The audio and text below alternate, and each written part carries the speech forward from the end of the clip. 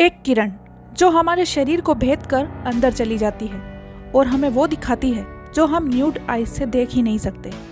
एक किरण जो हमारी एयर ट्रेवल को सुरक्षित करती है। एक किरण जिसका ब्रह्मांड में ऐसे पिंडों से संपर्क है जहां तक ऑप्टिकल टेलीस्कोप की नजर भी नहीं पहुंच पाती। वो हमें बताती है कि ब्रह्मांड में मौजूद उन सभी पिंडों पर क्या प्रक्रियाएं हो रही हैं। साइंस और टेक्नोलॉजी रोज नई टेक्निक्स और नए आविष्कारों को जन्म देती है। इन्हीं में से कुछ आविष्कार मानव जीवन में बहुत ही इम्पोर्टेंट रोल प्ले करते हैं। एक्सरे की खोज एक ऐसा ही इन्वेंशन था।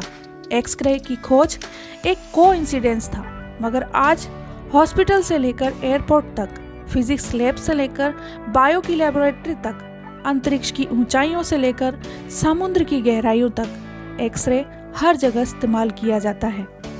जब कभी हमें चोट लगती है जिसमें बाहर से जख्म नजर नहीं आता, तो डॉक्टर अक्सर एक्सरे करवाने की सलाह देते हैं। शरीर में किसी भी तरह के दर्द या अंदरूनी चोट का पता लगाने का सबसे लोकप्रिय तरीका है एक्सरे। काले रंग की फिल्म पर दिखती शरीर की हड्डियों से ये पता लगाया जाता है कि कहाँ पर चोट आई है और चोट कितनी गंभीर है। बात है साल 1895 की। जर्मनी के वैज्ञानिक विल्हेम रोइंगटन क्रुक्स ट्यूब के साथ एक्सपेरिमेंट कर रहे थे। अब आप सोच रहे होंगे कि क्रुक्स ट्यूब आखिर होती क्या है। क्रुक्स ट्यूब असल में गैस पर रिसर्च करने के लिए इस्तेमाल की जाती थी। ये एक तरह की वैक्यूम शील्ड कांच की ट्यूब हुआ करती थी जिससे बिजली पास की जाती थी। जब उससे बिजली पास की जाती थी तो उसका रंग बदल जाता था। क्रुक्स ट्यूब को कैथोड रे ट्यूब भी कहा जाता है। जब professor Roentgen cathode ray tube पर एक्सपेरिमेंट कर रहे थे तब उन्होंने कमरे को पर्दों से ढका हुआ था और प्रयोगशाला में बिल्कुल अंधेरा था। क्रुक्स ट्यूब को उन्होंने गत्ते के एक डिब्बे से ढका हुआ था। तभी रोंटगन ने देखा कि ट्यूब के पास रखे बेरियम प्लेटिनो साइनाइड के कोट वाले एक स्क्रीन से किसी प्रकार की लाइट निकल रही है। फिर उन्होंने पूरे कमरे में चारों ओर नजर दौड़ाई कि आखिर ये लाइट बीम आ कहां से रही है। उन्होंने देखा कि टेबल से कुछ ही दूरी पर एक फ्लोरोसेंट लाइट का पर्दा सा दिख रहा है। वे ये देखकर हैरान हो गए कि आखिर ये स्क्रीन चमक कैसे रही है। आखिरकार रोंटगन ने कैथोड रे ट्यूब को ही बंद कर दिया। इसके साथ ही स्क्रीन का चमकना भी बंद हो गया। अब रोंटगन ने कैथोड रे ट्यूब को फिर से ऑन किया और फिर से वही चमक। अब तक रोंटगन समझ चुके थे कि इस चमकती लाइट का कोई न कोई जुड़ाव इन कैथोड ट्यूब से ही है, लेकिन कैसे, ये उनकी समझ से बाहर था। रोंटगन ये जानते थे कि कैथोड रेस कार्डबोर्ड को नहीं भेज सकती। इसका मतलब ये रोशनी कैथोड रे तो हो नहीं सकती। इस चमकती रहस्यमयी रोशनी के बारे में जानने के लिए रोंटगन ने कई दिनों तक लेबोरेटरी में प्रयोग किए। इस कारण वे लेबोरेटरी से कई दिनों तक बाहर भी नहीं निकले और इस अद्भुत रहस्यमयी लाइट को समझने की कोशिश करते रहे। उन्होंने लकड़ी के टुकड़ों और मेटल के साथ भी एक्सपेरिमेंट किए और जाना कि ये किरण कई तरह के मेटल्स को भेदने की क्षमता रखती है। इन सभी एक्सपेरिमेंट में उन्हें ये पता चला कि ये लाइट एक सीधी लाइन में ट्रेवल करती है और मैग्नेटिक फील्ड से डिफेक्ट नहीं होती है। एक दिन रोंटगन ने अपने हाथ को कैथोड रे ट्यूब और कोटेड स्क्रीन के बीच में रख दिया। ऐसा करते हुए उन्हें बहुत डर लग रहा था। फिर उन्होंने देखा कि उनके हाथ की छाया बेरियम प्लेटिनो साइनाइड की स्क्रीन पर पड़ रही है। जब उन्होंने स्क्रीन को ध्यान से देखा तो उन्हें कुछ ऐसा नजर आया जिसे देखकर वे कांप गए। इस छाया में उन्हें उनके हाथ की हड्डियां साफ दिखाई दे रही थी। रोंटगन ने इन किरणों को एक्स नाम दिया। एक्स रे, जिसमें एक्स का मतलब अज्ञात था, क्योंकि ये किरण उनके लिए बेहद अनजानी थी। ऐसा नहीं है कि एक्सरे को देखने वाले रोंटगन पहले वैज्ञानिक थे। उनसे पहले फिलिप लेनार्ड ने भी एक्सरे किरणों को देखा था, पर वे इन किरणों को समझने में नाकाम रहे। रोंटगन ने इसके बाद भी इन किरणों पर कई गहरे एक्सपेरिमेंट किए।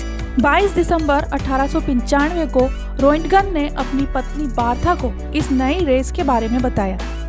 उन्होंने अपनी पत्नी के हाथ का एक्सरे लिया।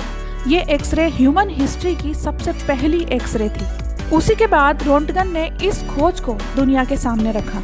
1901 में रोंटगन को इस खोज के लिए नोबेल प्राइज दिया गया।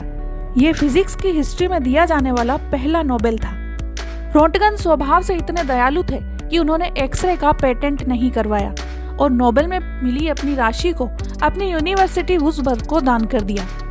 अब जानते हैं एक्स रेज के बारे में। असल में एक्सरे और विजिबल लाइट दोनों ही इलेक्ट्रोमैग्नेटिक तरंगें हैं। जो एनर्जी के कई छोटे छोटे पैकेट्स के रूप में निकलती हैं, जिन्हें फोटोन कहा जाता है।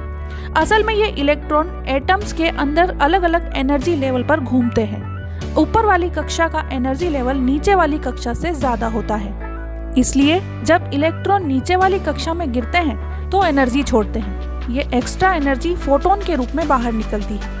इस प्रोसेस को कैरेक्टरिस्टिक्स एक्सरे कहा जाता है। एक्सरे और विजिबल लाइट में मेन डिफरेंस इनकी वेवलेंथ का होता है। विजिबल लाइट की एक्सरे का वेवलेंथ ज्यादा होता है और एनर्जी कम होती है, जबकि इसके उलट एक्सरे का वेवलेंथ कम होता है और एनर्जी ज्यादा होती है। इसे इलेक्ट्रोमैग्नेटिक स्पेक्ट्रम की मदद से देखा जा सकता है। हमारी आंखें 400 नैनोमीटर से 700 नैनोमीटर के वेवलेंथ को ही देख पाती हैं। इस वेवलेंथ के ऊपर और नीचे की वेवलेंथ को हमारी आंखें देख नहीं पाती। रेडियो वेव, माइक्रोवेव और इंफ्रारेड इस रेंज के नीचे की तरंगे हैं, जबकि अल्ट्रावायलेट रेज, एक्सरे और गामा रेज इस रेंज के ऊपर की तरंगे हैं, जिन्हें हम देख नहीं सकते। एक्सरे हड्डियों को देख पाने में कैसे मुमकिन है? असल में हमारे बॉडी में सॉफ्ट टिश्यूज छोटे छोटे एटम्स से मिलकर बने होते हैं, जिनमें कक्षाओं के बीच की दूरी बहुत कम होती है और इलेक्ट्रॉन्स को अपनी पोजीशन को चेंज करने के लिए ज्यादा एनर्जी की जरूरत नहीं होती। इसलिए ये टिश्यूज एक्सरे के फोटॉन्स को एब्जॉर्ब नहीं कर पाते और एक्सरे इनके आर पार निकल जाता है। लेकिन हमारी हड्डियां कैल्शियम से बनी होती हैं, जिनमें एटम्स की साइज काफी बड़ी होती है और इनके इलेक्ट्रॉन्स को दूसरी कक्षा में जाने के लिए काफी ज्यादा एनर्जी की जरूरत होती है, जो कि एक्सरे के फोटॉन्स में मौजूद होती है। इसलिए एक्सरे हड्डियों से टकराने के बाद वहीं एब्जॉर्ब कर लिया जाता है और इसी वजह से हड्डियों को साफ तौर पर देख पाना मुमकिन हो जाता है। एक्सरे की खोज का क्रेडिट उन दो वैज्ञानिकों को भी जाता है जिनके इक्विपमेंट्स का यूज करके रोंगटन ने एक्सरे की खोज की थी।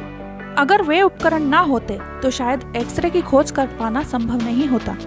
1850 में फेराडे द्वारा बनाई गई बिजली की मशीन और 1851 में हेनरिक डैनियल रमकोक द्वारा बनाई गई इंडक्शन कॉइल। रोंटगन ने जिस मरकरी एयर पंप का यूज किया था उसे 1865 में H.J.P. स्प्रैंगल ने बनाया था। 19वीं शताब्दी में विलियम क्रुक्स ने क्रुक्स ट्यूब का निर्माण किया था। एक्सरे की खोज के बाद एक्सरे तेजी से दुनिया भर में छाने लगा। कई कंपनियों ने एक्सरे बूथ लगाने शुरू कर दिए। इलाज से इतर लोग जिज्ञासावश भी शरीर के भीतर झांकने की इच्छा से इसका इस्तेमाल करने लगे। एक्सरे की दीवानगी इस हद तक बढ़ी कि जूतों की दुकान पर एक्सरे करके लोग अपने पैरों के हिसाब से जूते खरीदने लगे। लेकिन कुछ वक्त बाद इसकी दीवानगी में कमी आई, जब लोगों को पता चला कि ज्यादा एक्सरे करवाने से रेडिएशन का खतरा होता है। एक्सरे का इस्तेमाल अब आमतौर पर अस्पतालों या सिक्योरिटी सर्विसेज में ही देखने को मिलता है। दोस्तों, ये थी एक्सरे के आविष्कार की एक दिलचस्प कहानी। अगर आपको ये वीडियो देखकर कुछ अच्छी जानकारी मिली है तो कमेंट करके जरूर बताएं।